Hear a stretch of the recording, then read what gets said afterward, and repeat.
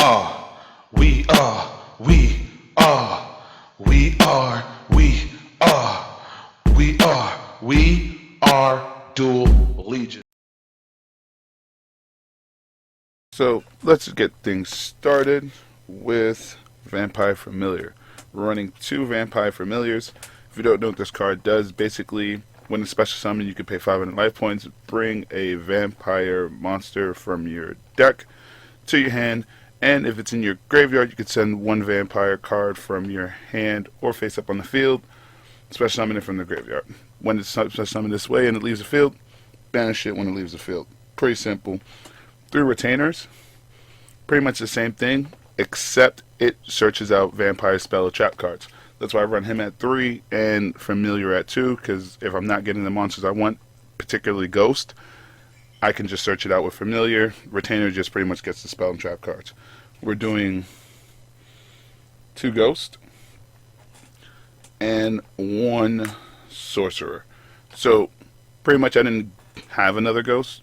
And I do like how Sorcerer runs, because it's very situational, but it's in a good situation, a situation that pretty much occurs a lot with this deck. And it's a Searcher, so it does pretty much what Familiar and Retainer do, and it does Vampire Ghost's other ability, which is Distributing, as well as its Search ability. So it's pretty much all in one to round out that one. Moving forward, we're doing 1 Vampire Frowlin. Just the pretty much the hand trap. It can get you out of sticky situations when you're trying to do game, when you're trying to facilitate a game move. You can pump it, add 3,000 to any monster on the field, and pretty much knock it out from there. Moving forward with the one-ofs, we're doing 1 Vampire Shadow, or Shadow Vampire I should say, right? Shadow Vampire. Basically, when you tribute summon him, you get to bring out a vampire card, except for himself, to the field. You can only go into a Dark Exceed summon with him. Pretty self-explanatory, really easy to get and bring out. Vampire Grace, she's really in there just to facilitate a rank 6 move with Scarlet Scourge, and just to kind of, since I do run 1 field card with the Vampire Kingdom, just to facilitate its effect, I just declare a card, monster, magic, or trap. They drop out from the graveyard, and then the Vampire Kingdom's effect kicks in and destroys the card on the field. So she's pretty much a 2-for-1, you can say. I don't use her for the 2,000 pump. I don't want to pay 2,000 to bring her out, so I just usually bring her out with Scarlet Scourge. There goes Scarlet Scourge. When he's normal summon, special summon, you can special summon, well, pay 1,000 life points, special summon 1 vampire monster from the graveyard except himself, but that can be the only card that attacks his turn. Pretty much self-explanatory. When he destroys a card by battle on your opponent's side of the field, you can special summon that card to your side of the field instead of going to the graveyard. And then we're doing 1 Vampire Voldivolt. Sorry if I butchered that name. Fairly new card. Great monster beat stick of the deck along with Ghosts. Basically, when you normal summon him, you can target 2 cards in your opponent's graveyard, special summon to your side of the field in event position, and negate their effects. While a card, this is where it gets a little weird, but it's pretty much self-explanatory, it's really simple. When a card that already exists in your opponent's graveyard would activate their effect, you can quick effect negate it. So basically, if they have Ash in their graveyard and they go to Ash you have them on the field, you can quick effect negate the Ash because they already have a pre-existing Ash in the graveyard. Really, really self-explanatory. And when your opponent special summons a card from the graveyard to their field, you can tribute 2 monsters on your side of the field to special summon Voldivoid to your side of the field. Really brings himself back, really self-explanatory. That is it for the Vampire engine. If you can get another Ghost, run in the 3rd Ghost you could take out, or you could just add the third Ghost, because this is only 13, you can make the engine 14. Pretty easy with that. Going into the normal zombies, right? The non-vampire zombies now, right? So of course, we're doing Shiranui Solitaire. I'm only running them at 2 in this one because I needed space for everything else. I did run it at a 48 card build, not 50. I know, weird number, but instead of adding 2 to just go through 2, I just decided not to put the 2 and just leave everything that I need. So 2 Shiranui Solitaires. We're doing 2 Unizombies just to get things in the graveyard, and it's my tuner, and it fits in with Shiranui Solitaire. Duh, right? We've been doing this for a while now, right? We're running one Gozuki and one Mizuki. Since we're not doing Book of Life or Monster Reborn, this is basically our Monster Reborn for the build. And it's basically a searchable Monster Reborn because you could chuck him out really easy through Unizombie and Gozuki's effect. So enough bolstering about Mizuki, right? Let's continue moving forward. Of course, we're doing a Zombie World engine in here, so we're doing one Banshee, one Glow Up Bloom, and one Doom King. Also, since we're running Vampire Kingdom, it's still a field card, so you can continue to bring out Doom King and facilitate its effects, but it just won't work as good as when it's on the field with Zombie World, because everything's zombie and it can negate. So, yeah, that's the Zombie World, that's the standard zombie engine. Okay, moving forward, we're doing one Jacobulin. Jacobulin is just to add a body on the board, and his second effect is pretty good. So you can special summon a zombie monster in either graveyard, banish himself to the end turn, and then he brings back himself, and you can only activate that move once per turn. I pretty much bring him out for the discard one card to special summon to the field just to add on things, but pretty much Jacobulin, I was going to run him at 2 until I realized he's only a level 7. So 1 is pretty much fine for me in here. It does do what it's supposed to do in adding a body to the board. Alright, now we're going to continue with the one-ofs. Cool. We're doing one Bell from the Underworld and one Knight of the Underworld. Mainly just to go into my zombie scene, because I don't want to really waste like Doom King and, you know, Voldy Void exceeding them too just to get it. I could do that with another monster. So I just wait until I get these combos out and just bring them out. Bam. Freaking zombie scene. Right now it's still a budget build, so sorry about that. I didn't want to spend the money to get out a zombie vampire or the vampire Facture, whatever her name is, the other Link 3 zombie for it. In a later build I'll update it, but this is pretty much just a vampire budget build, just for fun. But these two are really crucial when you're doing out zombie scenes, so you can save everything else and do what you want to do. And then when you bring these out, you can bring out Zombie Steen, which is like your beater. There's also other ways to bring out Zombie Steen, but since he's right now your only zombie exceed monster, she locks you into zombie after you activate her effect. So once you get the zombie vampire exceed monster to 8 rank, you can just add him in here. So I pretty much did this deck to just when I get those 2 particular cards, even Ghost with the 3rd particular card, you could just add them in, easy substitutes. You obviously see what's a substitute, so then you just add them in, and it pretty much runs the same way, either or. So moving forward. Alright. So moving forward, we're doing one Vendread Core, one Plague Spreader Zombie, and one Shinobi Necro. Reason being, these 3 cards really fit well with each other. It's like my mini combo for the deck.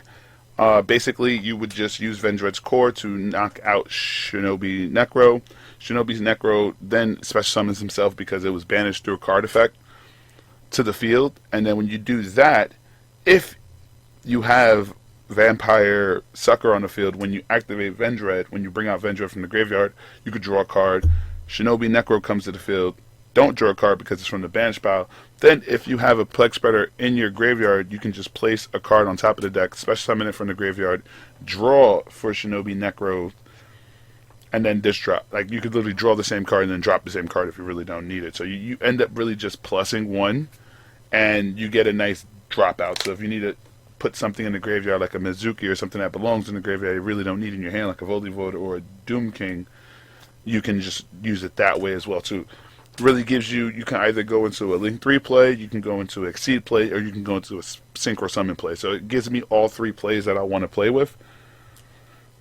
And it completely works in the graveyard. So cool. And then we're running 2 Ash Blossoms, of course, just to be annoying and piss off my opponent. Okay, cool. That is it for the monsters. We did a 30-card monster build.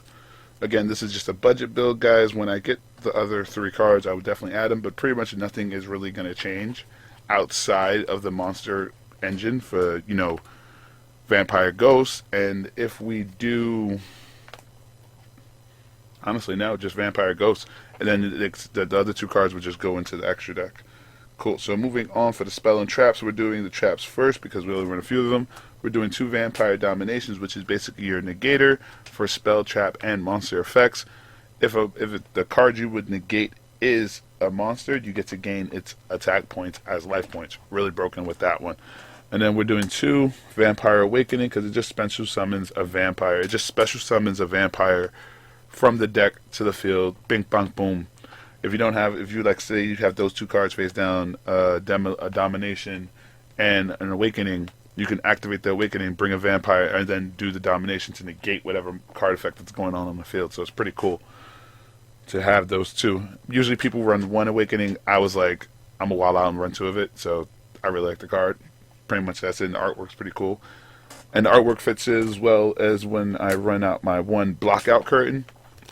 Again, just a fun, simple build that's within the budget criteria, but blockout curtain is actually a really, really good card because not only does it protect you while you're on the field, so if a vampire card would be destroyed on the field, you can destroy that card instead. When it's in the graveyard, you can banish it out to protect another vampire on the field or the same vampire on the field from being destroyed. So let's say they got 2 monsters and they're trying to game you with 1 big hit, you can just, while blockout curtain's on the field, you could just destroy blockout curtain, protect that zombie.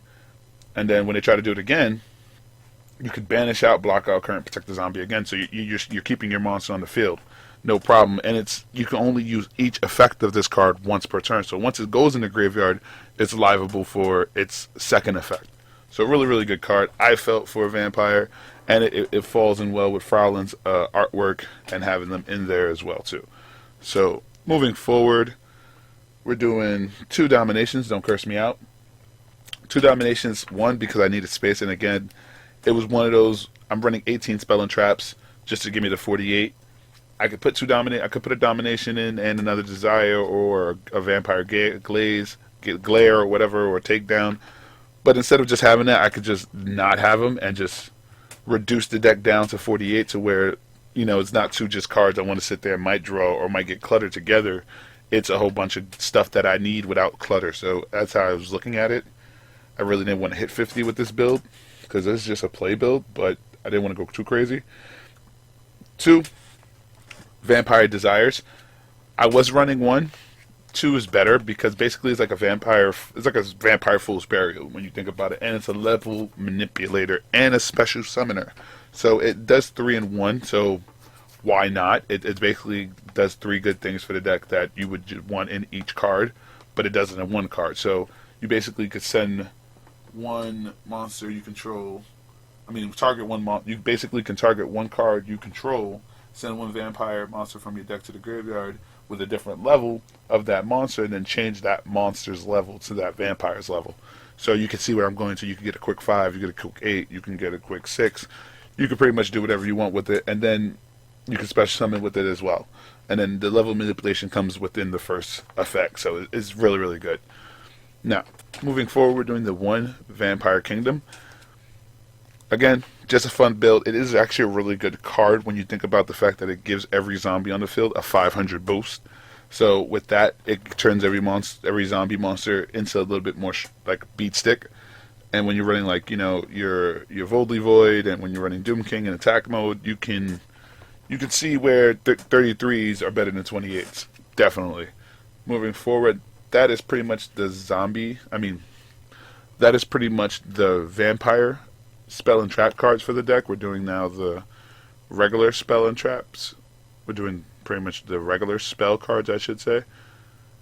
Alright, we're going to start off with Terraforming into Zombie World. Really, really good. It's Terraforming into Zombie World. If you do draw your Zombie World, you can go and just get your Vampire Kingdom. And vice versa, if you just bring your Vampire Kingdom throughout with from Retainer's effect, if you use Retainer to bring out your Vampire Kingdom, you could just use Terraforming to get out your Zombie World. It just fits in that speed aspect. Moving forward, we're doing 1 Ghost Meets Girl just to get out your Solitaires faster and just to facilitate the play with them a lot quicker. to get out your Unizombie, just to thin out the deck too as well. That's why I said we got a lot of speed cards in here too. Well, Slash Draw, you guys already know. If you haven't seen me discuss the effect of Slash Draw, or if you don't know the effect of Slash Draw, go watch one of my zombie videos. I'm not going through it again. I'm not going through it again. Go watch one of the other videos. And I explain why I love Slash Draw in a zombie deck. So we're doing one Foolish Burial, one for one. That's a mouthful and a tongue twister. One Burial from a Different Dimension, and one Call by the Grave. Really self-explanatory. Hand traps are real. Return back your banished monsters. Thin out the deck even more with Foolish Burial, Slash Draw, and one for one just to get cards you want out to the field. Cool? Cool. Alright. Now we're moving on to the extra deck. Extra deck. Extra deck. Extra deck. Alright, cool. Starting off the extra deck with the Exceed. I went a lot Exceed heavy with this because I wanted to switch it up from the Synchros with the Shiranui and the Maikashis. So definitely went Exceed heavy with this zombie build. So we're doing, mind you, minus the one vampire zombie or zombie vampire, however you want to goddamn say his name. Minus that one guy. Why? Because we didn't get him. And the other vampire 3 link. So, going into it, we're doing the one zombie steam, that's like we were talking about. We're doing the one 6-rank zombie and the one Bram 5-rank zombie. And we're doing my little dude, the Prophet, for my 2-rank zombie. You actually could bring him out really, really easy when you're doing that little card combo I was telling you about with the Plex Spreader and the Shinobi Necro. You could just exceed them 2 off, bring on him, target a card in the field, negate its effects. 22. If you got Kingdom on the field, he's 27. Really cool, like, what's up? Like, just a way to get around everything. Then we're moving on to the 8s, I should say, right? The rank 8s. We're doing one Photon Lord. We're doing one Hope Harbinger. And we're doing one number 97. He's pretty much in place of Zombie Vampire, but he's actually pretty cool because when you dispatch and bring him out, I could bring these 2 knuckleheads out and then choose, depending on my opponent's board, who to link under. Who to exceed under who, basically. So I can get a negate of monsters, or I can get a negate of like, cards under effects on the field. So pretty cool with him at 97. Just a little like tech, just because I don't have the zombie vampire, but you can pretty much add in whatever you want for that, I guess, missing slot. If you don't have the vampire zombie, you just don't want to spend the $15 to $20. Every time I look online, it's just the price fluctuates from like $12. Then when I want to order it finally, it's $20. Then when I'm like, all right, I ain't buying it this time, look at it, it's another like $10. I ain't stressing it. But wait till they finalize a price on it, and then I'm gonna buy it. Or I'm going to just try to find it in a trade. Pretty much self-explanatory on that one. Then we're moving on to the... let's do the links. Pretty easy with the links. We're doing 2 Vampire Suckers. 1 Shiranui Skill Saga Supremacy. And 1 Absolute Zero Mayakashi. For your Vampire links.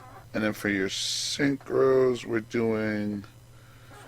1 Archfiend Zombie Skull, 1 Red Eyes Zombie Necro Dragon, 1 Shiranui Shogun Saga, and 1 Supreme Sovereign Ching Chung, whatever that guy's name is, not going to hurt myself. One of him to run out the 15 cards, just because you do a lot of banishing, and he could get a big boost, and he could just facilitate clearing your opponent's board as well as negating stuff on the field. And then plus, if you have him out there with Supremacy, it gives him some protection as well too. So just a pretty easy budget build. You didn't really have to go too crazy for the extra deck. But guys, this has been my Vampire Profile deck. Hope you guys like and subscribe, and I'll check you guys out in the next video. Peace. Me like fuck these bitches. What?